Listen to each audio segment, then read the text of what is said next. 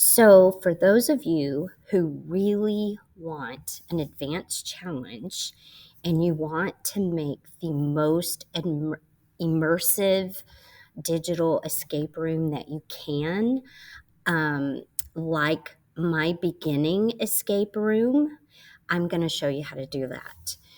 The free way, the way where you don't have to pay any money. So, you're going to use Google Sites, and what you do is as you add pages, which you go here to add pages. As you add pages, these three little dots show up, and you want to make sure that, see where it says show in navigation?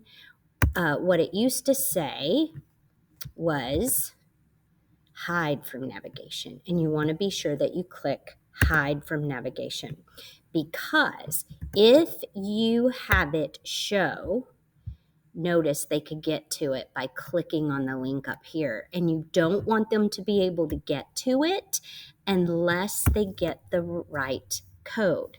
So you start your escape room on the home page and add pictures that'll help with the ambiance and the mood of your story, and then you give them the story about where they're trapped and what's going on, and then their first room. So this is a theater escape room, and I made it Escape from the Phantom of the Opera.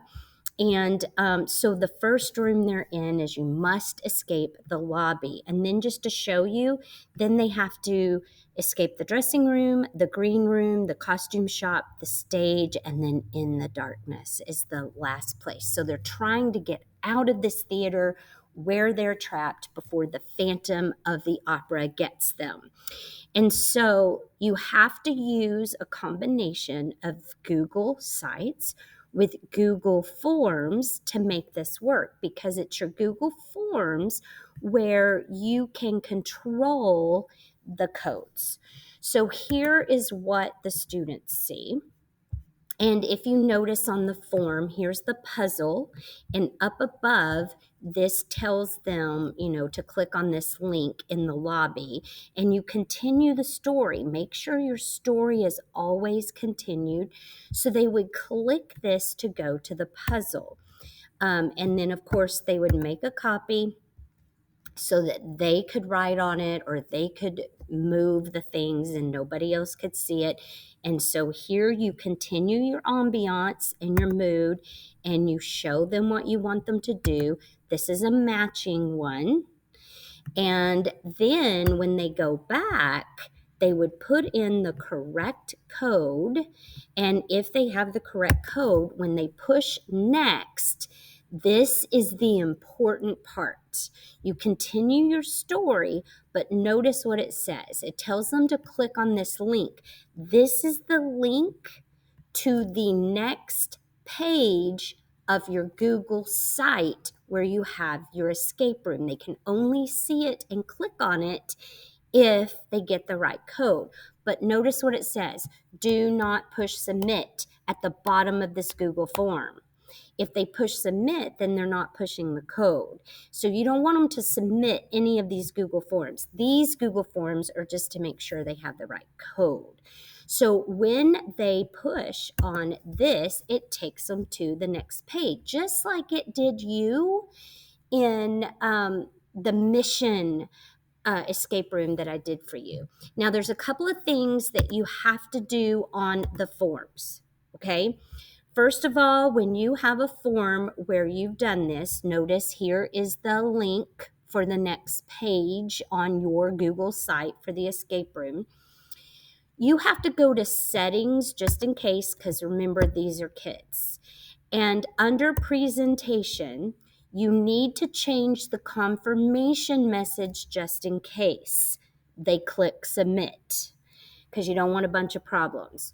So look, it says sigh. You accidentally push the submit button. Please click on the following link, paste it into a new tabs URL window to complete this escape room assignment. So they would be able to copy and paste that and continue on with the escape room if they push submit, either by accident or because they're just not reading. And that way you won't have all these problems when kids are going through.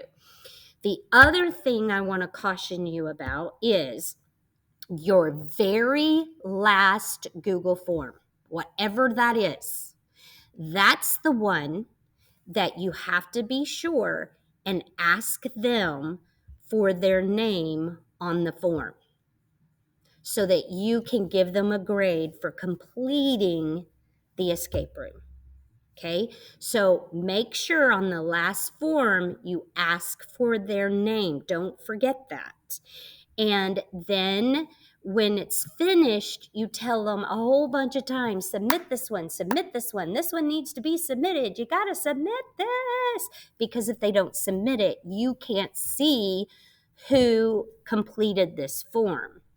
And also, what I do is in settings, again on presentation, you just want to be sure that you tell the kids for sure your response has been recorded so that they get used to seeing that on Google Forms. I can't tell you how many times kids just do not submit that. There's only one more thing I want to show you.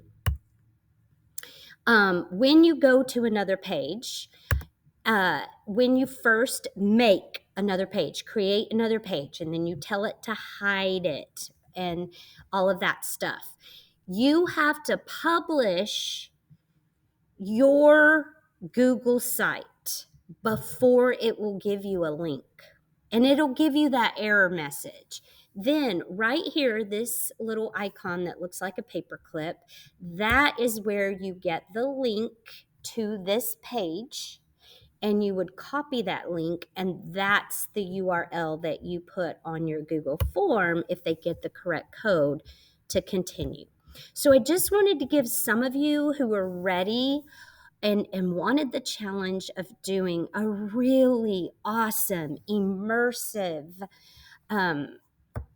escape room, that this is the way to do it. I've been doing escape rooms for a long time, and my kids get really excited when they see one like this, and they just really do get immersed. And remember, the story is the key.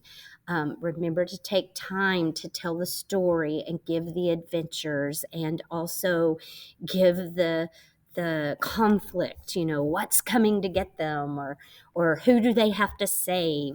And this type of escape room does take some time. So if you have the time and you want to do something like this, please do. It would be thrilling to see that escape room from you.